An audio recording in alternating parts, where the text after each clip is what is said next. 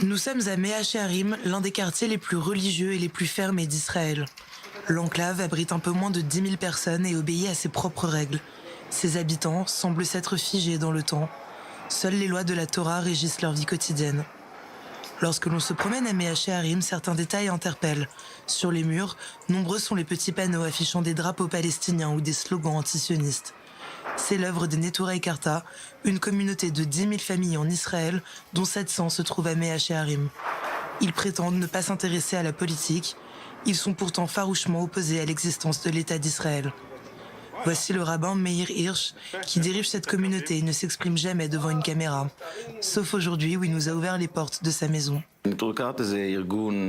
Le mouvement Neturei Karta est apolitique et se revendique foncièrement antisioniste. Il a été créé en 1935 par mon père. La base du mouvement, c'est d'être antisioniste. Neturei Karta signifie gardien de la cité en araméen. Le groupe est né de la scission avec le parti religieux Agudat Israël, aujourd'hui ennemi déclaré.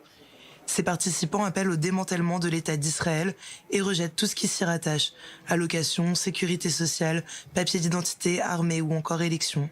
Il y a des choses que nous sommes quand même obligés de payer, l'électricité et l'eau. Mais à part ça, l'éducation, les aides au logement, la famille, on ne prend rien. Quand nous devons nous rendre à l'hôpital, nous payons la consultation, qui est très chère, parce que nous n'avons aucune assurance. Au rez-de-chaussée de l'immeuble, une famille de 20 personnes se tasse dans 2 pièces et prépare un déjeuner de fête. La circoncision d'un enfant éthiopien, proche de la communauté. Tous les soirs, les parents déploient les matelas entreposés dans une cave. Le mouvement se distingue par un fort activisme. Conférences dans les universités, participation à des manifestations contre Israël et de nombreuses rencontres avec les opposants de l'État hébreu. Les Neturei Karta sont connus pour leurs actions coup de poing et leurs liens avec des groupes antisionistes. Nous sommes proches du mouvement BDS mondial pour boycotter certains produits. Le BDS ne s'oppose pas à tous les produits israéliens, mais à ceux qui sont faits dans les implantations sur des territoires occupés. Nous entretenons aussi des relations avec le Hamas. Nous avons visité plusieurs fois Gaza en passant par l'Égypte. Comme nous sommes un groupe apolitique, nous arrivons à discuter avec tout le monde, Hamas, Hezbollah, gouvernement iranien. Toutes ces rencontres n'ont qu'un seul but, témoigner son soutien au monde musulman et rappeler que le judaïsme et le sionisme sont 2 concepts différents.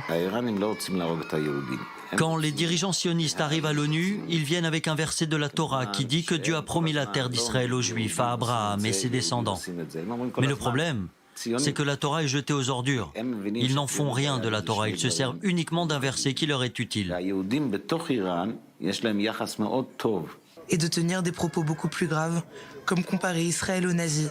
Le rabbin Hirsch évoque une collaboration entre sionistes et nazis, des allégations qui justifient son farouche antisionisme, en plus d'une interprétation du livre sacré. Les Juifs ne peuvent pas accélérer la rédemption. Nous n'avons pas ce pouvoir. Rashi, le commentateur du Talmud, a écrit qu'il ne fallait pas trop prier pour la rédemption, puisque c'est vain. Toute création d'un État juif ne respecterait donc pas la volonté divine. Seul le Messie en est capable, il faut donc attendre son retour. En attendant, l'ambition des Neturei Karta est de revenir à une cohabitation pacifique entre juifs et musulmans et au pouvoir en place avant la création de l'État d'Israël.